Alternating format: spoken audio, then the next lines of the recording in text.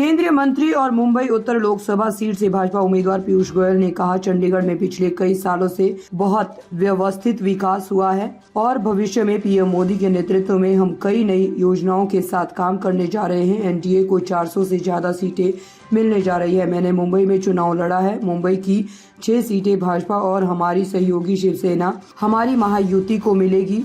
ये लगभग तय है कि हम दक्षिण भारत में सबसे बड़ी पार्टी बनकर उभरेंगे। ओडिशा में अनुमान है कि भाजपा 21 में से 18 सीटें जीत सकती है और पश्चिम बंगाल में 30-35 सीटें जीत सकती है।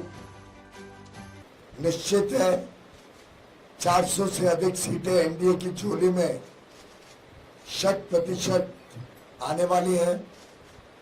मेरा भी भ्रमण देश के अन्य अन्य इलाकों में रहा और लगभग सभी जगह जो उत्साह, जो उमंग, जो आशीर्वाद, जो समर्थन माननीय प्रधानमंत्री नरेंद्र मोदी जी के लिए, उनके 10 वर्ष के बेदाग केंद्र सरकार में प्रधानमंत्री के कार्यकाल या 50 वर्ष का बेदाग ईमानदार देश सेवा का जीवन, कण कण क्षण क्षण जनता की सेवा में, देश की सेवा में, देशभक्ति से ओतप्रोत आज पूरे देश में और वैसे तो पूरी दुनिया में आज उनकी लोकप्रियता चरम सीमा पर है।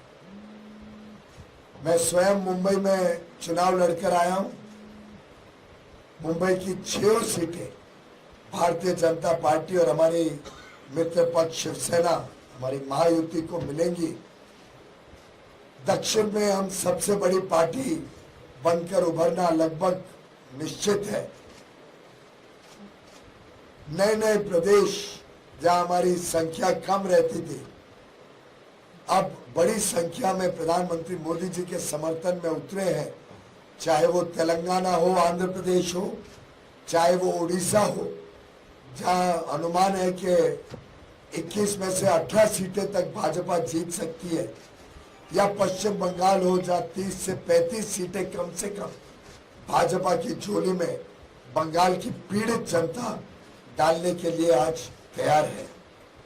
चाहे वो पंजाब हो जहां वर्षों के बाद अब भारतीय जनता पार्टी अपने बलबूते पे, अपने स्वयं की ताकत पर जनता के बीच उतरी है, जनता का आशीर्वाद लेने मोदी जी के काम के आधार पर, और आगे के अमृतकाल में देश को एक विकसित भारत, एक समृद्ध भारत बनाने के दूरदर्शी विजनरी संकल्प के साथ जो मोदी जी ने रोड मैप बनाया है आगे देश का, उसके साथ जुड़ने के लिए आज पूरा देश आतुर है।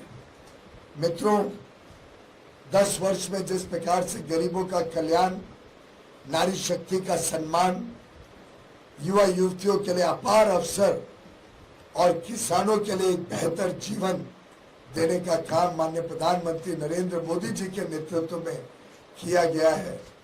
आज चाहे वो युवा युवती हो जिनका उत्साह और उमंग बड़े लक्ष्य की तरफ जाता है, आज छोटी मोटी चीजों से संतुष्टि नहीं होती है। आज हर एक व्यक्ति को सरकारी नौकरी के पीछे नहीं भागना है।